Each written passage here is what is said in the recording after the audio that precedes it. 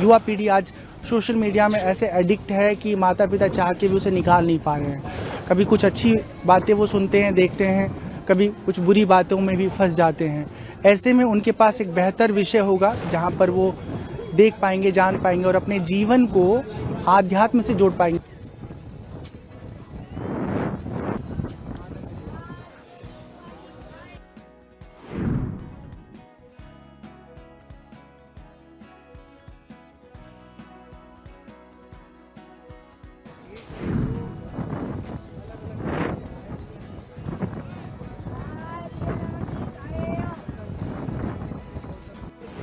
महाराज जी कहाँ से हैं आप?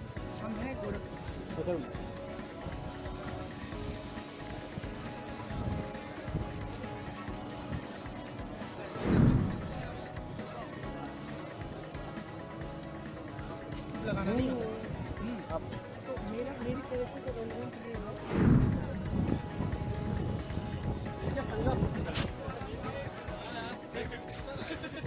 जब हम लोगों के बीच में जाएंगे तो वहाँ बहुत सारे ऐसे लोग मिलेंगे जो हम तक कभी नहीं पहुँच पाते और हम उनसे मिल करके, उनसे रूबरू होके उन तक पहुँच पाते हैं, अपने विषय को उनके सामने रख पाते हैं। और साथ ही साथ एक तरह का ये शोधपरक जीवन है, शोधपरक का कार्य है कि हमारी जो पीढ़ी है वो कितना समझ रखती है धर्म के बारे में, आध्यात्म के बारे में। सीताराम, नमः शिवाय, हरे कृष्णा। आप सबका संगम के किनारे। नमः शिवाय, हरे कृष्णा। हमारा नाम है स्वामी राम शंकर डिजिटल बाबा। मूलतः हम गोरखपुर के रहने वाले हैं और 2008 में घर परिवार से दूर होकर के गुरुकुल में जा कर के खूब अच्छे से उपनिषद, भगवद गीता, रामायण का 7 वर्षों तक अध्ययन किए, संगीत का अध्ययन किए। 2017 से हिमाचल प्रदेश का एक ज़िला है कांगड़ा, जहाँ पर एक बहुत खूबसूरत सा स्थान है बैजनाथ धाम, वहाँ पर रह कर के अपनी साधना करते हैं। वहाँ हमारी कुटिया है। तो कोशिश होती है कि आध्यात्मिक धरातल पर जो हमको अनुभव प्राप्त हो रहा है उस अनुभव को उन जगहों पर जाके बांटे जहाँ पर युवा पीढ़ी उपलब्ध मिलती है, हमारी बातों को समझ पाए, सुन पाए और उसे अपना कर अपनी ज़िंदगी को बेहतर जी पाए। बड़ा अहम सवाल है, आपने बताया कि लोग आपको डिजिटल बाबा के नाम से जानते हैं। यहाँ पर भी हमने देखा किस तरह से तमाम लोगों से आपने युवाओं से मुलाकात करी, उनसे बातचीत करी, उनको धर्म की विषय पर उनसे चर्चा करी। बड़ी अच्छी चीज़ है। इस बार जो कुंभ है वो भी डिजिटल कुंभ है और डिजिटल कुंभ में डिजिटल बाबा का आगमन हुआ है, तो कैसे चीज़ें रहेंगी? ये बहुत अच्छी बात है कि जो कुछ भी गंगा के किनारे कुंभ मेला में हो रहा है उसे मीडिया जगत के द्वारा, हमारे जैसे लोगों के द्वारा उन लोगों को भी देखने का अवसर प्राप्त होगा जो दूर दराज में किन्हीं कारणों से नहीं आ पा रहे। और सबसे अच्छी बात है कि ये कुंभ सोशल मीडिया के हर दूसरे तीसरे पोस्ट में आपको फीड में नज़र आ रहा है।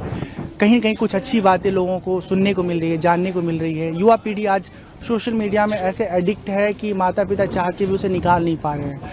कभी कुछ अच्छी बातें वो सुनते हैं, देखते हैं, कभी कुछ बुरी बातों में भी फंस जाते हैं।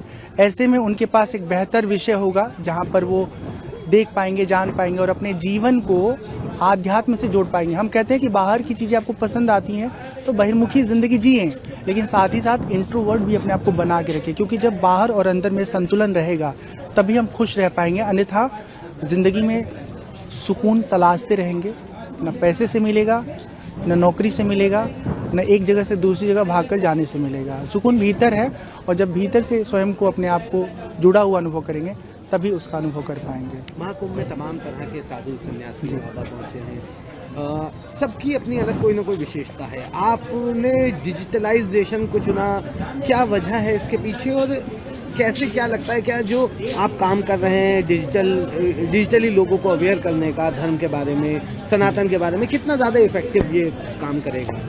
मुझे लगता है कि एक पंडाल में अगर हम जाके बैठ जाएं तो वहाँ पर कुछ गिने चुने अलग अलग आयु वर्ग के लोग हमसे मिलने आ सकते हैं, कौतूहलवश या नाम सुन करके। लेकिन जब हम लोगों के बीच में जाएंगे तो वहाँ बहुत सारे ऐसे लोग मिलेंगे जो हम तक कभी नहीं पहुँच पाते और हम उनसे मिल करके, उनसे रूबरू होके उन तक पहुँच पाते हैं, अपने विषय को उनके सामने रख पाते हैं। और साथ ही साथ एक तरह का ये शोधपरक जीवन है, शोधपरक का कार्य है कि हमारी जो पीढ़ी है वो कितना समझ रखती है धर्म के बारे में, आध्यात्म के बारे में, वो जीवन में भक्ति को कितना महत्व देती है। हम मिलते हैं, बात करते हैं तो मुझे बहुत अच्छा लगता है कि आज की पीढ़ी, आज का युवा वर्ग जितना वो दुनिया के चकाचौंध की ओर आकर्षित है, उतना ही वो धर्म को, आध्यात्म को भी समझने में दिलचस्पी ले रहा है। इससे उसका आने वाला कल बहुत अच्छा होगा।